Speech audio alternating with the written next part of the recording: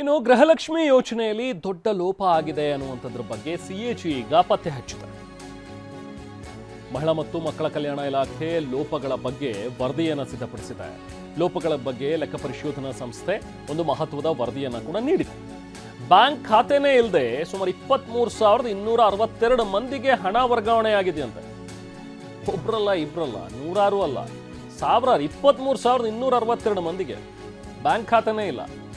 ಹೆಚ್ಚು ಕಮ್ಮಿ 60-61 ಕೋಟಿ ರೂಪಾಯಿ ಇವರಿಗೆ ಹಣ ಸಂದಾಯ ಆಗಿದೆ ಅಂತ ಈಗ ಸಿಎಜಿ ರಿಪೋರ್ಟ್ ಹೇಳ್ತಾ ಇದೆ.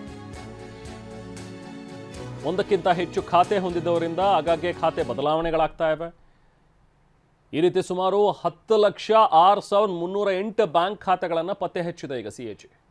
ಗೃಹಲಕ್ಷ್ಮಿ ಯೋಜನೆಯಿಂದ ಕೈಬಿಟ್ಟವರ ಮಾಹಿತಿ ಕೂಡ ಇಲಾಖೆ ಕೊಟ್ಟಿಲ್ಲ. ತನ್ನ ವರದಿಯಲ್ಲಿ ಉಲ್ಲೇಖ ಮಾಡಿರುವಂತಹ ಲೆಕ್ಕ ಪರಿಶೋಧನಾ ಸಂಸ್ಥೆ ಲೋಪಗಳ ಬಗ್ಗೆ ತ್ವರಿತವಾಗಿ ಕ್ರಮ ಕೈಗೊಳ್ಳಬೇಕು ಅಂತ ತಾಕೀತು ಮಾಡಿದ್ದಾರೆ. Controller and auditor general of India ಮಾಡಿರುವಂತಹ ತಾಕೀತಿದು. ನಾವು ಪ್ರತಿನಿಧಿ ಲಕ್ಷ್ಮೀ ನರಸಿಂಹ ಮತ್ತಷ್ಟು ಡೀಟೇಲ್ಸ್ ನೀಡ್ತಾರೆ. ಲಕ್ಷ್ಮಿ, ಈಗ ಈ ಹಿಂದಿನಿಂದಲೂ ಕೂಡ ಸರ್ಕಾರ ಇದೇ ಕಾರಣಕ್ಕೆ ಹೇಳ್ತಾ ಬರ್ತಾ ಇತ್ತು, ಗೃಹಲಕ್ಷ್ಮಿ ಮತ್ತೆ ಬೇರೆ ಬೇರೆ ಗ್ಯಾರಂಟಿಗಳು ಪರಿಷ್ಕರಣೆ ಆಗಬೇಕು, ಯಾರು ರಿಯಲ್ ಫಲಾನುಭವಿಗಳಿದಾರೋ ಅವ್ರಿಗೆ ಮಾತ್ರ ಸಿಗಬೇಕು, ಅದು ಬಿಟ್ಟರೆ ಬೇರೆಯವರೆಲ್ಲರೂ ಕೂಡ ಈ ರೀತಿಯಾಗಿ ಹಣ ದುರುಪಯೋಗ ಮಾಡ್ಕೊಳ್ತಾ ಇದ್ದಾರೆ ಅನ್ನುವಂಥದ್ದು. ಬಹುಶಃ ಸಿಎಜಿಯಲ್ಲೂ ಕೂಡ ಅದು ಗೊತ್ತಾಗ್ತಾ ಇದೆ ಈಗ. ಹೌದು, ಈ ಥರದೊಂದಷ್ಟು ಬೇರೆ ಅಕೌಂಟ್ಗಳಿಗೆ ಹಣ ಹೋಗಿರೋದ್ರ ಬಗ್ಗೆ. ಲಕ್ಷ್ಮಿ ರೆಹಮಾನ್, ಕಾಂಗ್ರೆಸ್ ಸರ್ಕಾರದ ಮಹತ್ವದ ಯೋಜನೆಗಳಲ್ಲಿ ಪಂಚ ಗ್ಯಾರಂಟಿಗಳು ಒಂದು. ಅದರಲ್ಲಿ ಈ ಒಂದು ಗೃಹಲಕ್ಷ್ಮಿ ಯೋಜನೆಯಲ್ಲಿಯೇ ಸಾಕಷ್ಟು ಎಡವಟ್ಟುಗಳು, ಲೋಪದೋಷಗಳು ಆಗ್ತಾ ಇದೆ ಅಂತಕ್ಕಂಥದ್ದು ಗೊತ್ತಾಗ್ತಾ ಇದೆ. ಅದರಲ್ಲೂ ಕೂಡ ಮಹಿಳಾ ಮತ್ತು ಮಕ್ಕಳ ಅಭಿವೃದ್ಧಿ ಇಲಾಖೆ ಈ ಒಂದು ಯೋಜನೆ ಅನುಷ್ಠಾನವನ್ನ ಕೈಗೆತ್ತಿಕೊಂಡಿದೆ.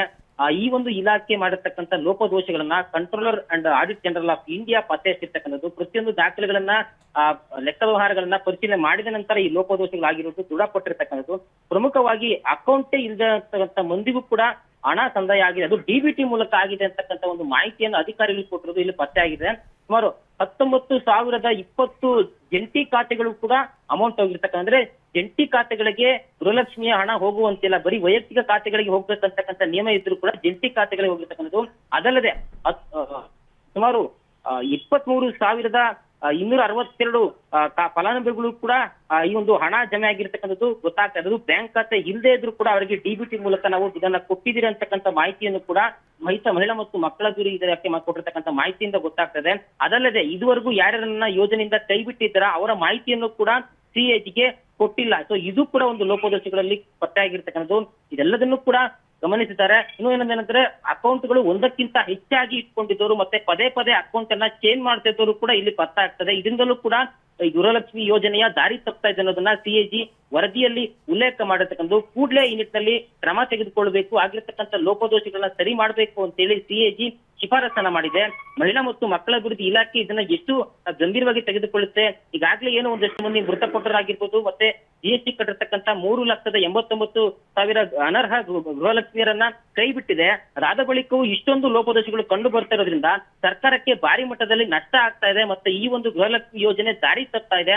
ಇನ್ನಾದ್ರೂ ಕೂಡ ಇಲಾಖೆ ಈ ಒಂದು ಲೋಪದೋಷಗಳನ್ನ ಸರಿ ಮಾಡಿ ಯಾರ್ಯಾರು ಅರ್ಹರಿದ್ದಾರೆ ಅವರಿಗೆ ಮಾತ್ರ ಹಣ ಹೋಗ್ತಕ್ಕಂಥ ರೀತಿಯಲ್ಲಿ ವ್ಯವಸ್ಥೆಯನ್ನ ಮಾಡಬೇಕಾಗಿದೆ. ಇನ್ನೇನು ಮತ್ತೆ ಅರ್ಜಿ ಸಲ್ಲಿಕೆ ಮಾಡಬೇಕು ಅಂತ ಹೇಳಿ ಈಗಾಗಲೇ ಸರ್ಕಾರ ಘೋಷಣೆ ಮಾಡಿದೆ. ಮತ್ತೆ ಅರ್ಜಿ ಸಲ್ಲಿಕೆ ಮಾಡತಕ್ಕಂಥ ಸಂದರ್ಭದಲ್ಲಿ ಈ ಎಲ್ಲ ಲೋಪದೋಷಗಳನ್ನು ಸರಿ ಮಾಡಿ ಮತ್ತೆ ಇದು ಪುನರಾವರ್ತನೆ ಆಗದ ರೀತಿಯಲ್ಲಿ ಕ್ರಮ ವಹಿಸುತ್ತಾ ಅನ್ನೋದನ್ನು ಕೂಡ ಕಾದು ನೋಡಬೇಕಾಗಿದೆ.